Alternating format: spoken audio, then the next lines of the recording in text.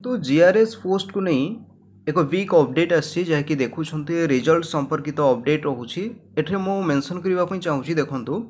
अदालतों राय उपर निजुक्तिर फलाफल निर्भर कर जहाँकि पेपर रे प्रकाश पाई आम डिटेल्स भाव में देखा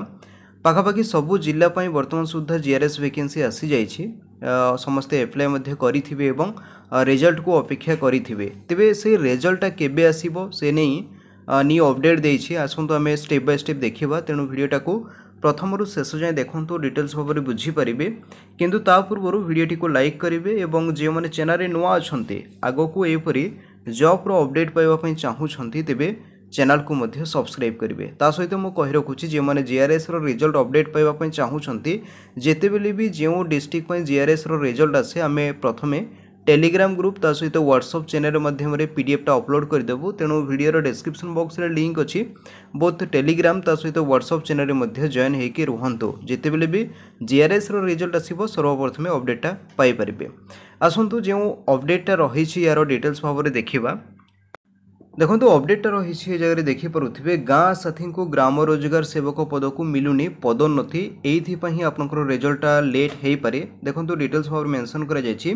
केंद्र सरकार को नियम अनुजाई जहाँकि MGNRGS रे गाँ साथी को ग्राम रोजगार सेवक बा जहाँकि आम कहे जीआरएस पद को पदोन्नति दिजा कथा किंतु से पदोन्नति दि जाऊ नहीं जहाँकि राज्य पदोन्नति दिया न जाई राज्य पंचायत विभाग पक्षर ग्राम रोजगार सेवक पदपाई जो वैकेंसी गुड़ाक आसी विज्ञप्ति प्रकाश पाई अगस्ट मसर आम देखा पाइले जहाँकि प्रथम जहाँ वैकेंसी आसीला कोरापुट जिलापाई से अगस्ट मसर वैकेंसी आसीला या चैलेंज करी रुजु मामला हाईकोर्ट करिसेंती क्यों माने ना जो माने गाँ साथी रही तेबे एठारे आम देखा पाउछे आपण मध्य जानिथिबे कि देखंतु MGNRGS तीन पद रही जमीक गोटे है गाँ साथी अन्यटी है यही जो ग्राम रोजगार सेवक और तृतीय रोचंती डाटा एंट्री ऑपरेटर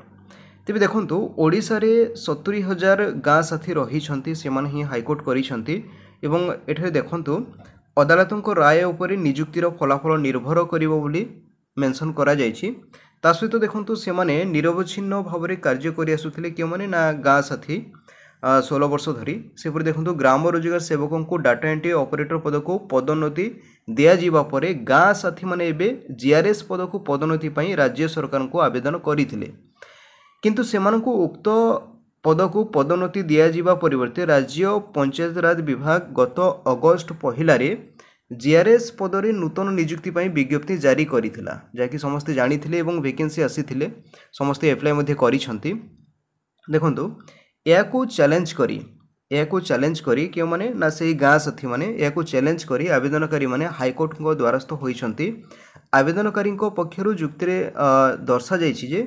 MGNRGS केंद्र सरकार को एक योजना तेणु केंद्र सरकार जहाँ निर्देश देवे ताहाको राज्य सरकार केवल कार्यकारी करिबा कथा किंतु राज्य सरकार ताहा न करी मनमुखी भावे जीआरएस पद नियुक्ति पाई विज्ञप्ति प्रकाश करिसंती हाईकोर्ट एई जुक्ति को ग्रहण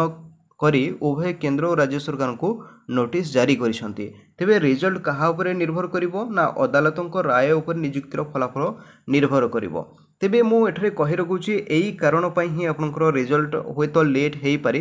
किंतु जितेबेले मध्य रिजल्ट आसीबो प्रथमे डिस्ट्रिक्ट वेबसाइट को विजिट करि परिबे निज निज जहाँ भी आपनकर जो डिस्ट्रिक्ट वेबसाइट रही रिजल्ट सेक्शन को जाइए रिजल्ट मध्य चेक करि परिबे किंबा वीडियो डिस्क्रिप्शन बॉक्स रे मु लिंक मध्य दे दिछि टेलीग्राम ग्रुप रे जॉइन होकर रुहतु जितेबेले भी जीआरएस रो प्रथमे तो यार रिजेक्ट लिस्ट आसीबो क्यों सब कारण पाई जो प्रार्थी मैंने रिजेक्ट होइछंती ताहा निजे मध्य चेक करि परिबे प्रथमे रिजेक्ट लिस्ट आसीबो तापर ही आपनकर रिजल्ट आसीबो तेबे एतिकी थिला अपडेट आशा करूछि आपण डिटेल्स बुझी पारिथिबे यार आर्टिकलटा पढ़िबा पई चाहूछंती तेबे मो टेलीग्राम ग्रुप रे दे देबी निजे मध्य चेक करि नेबे।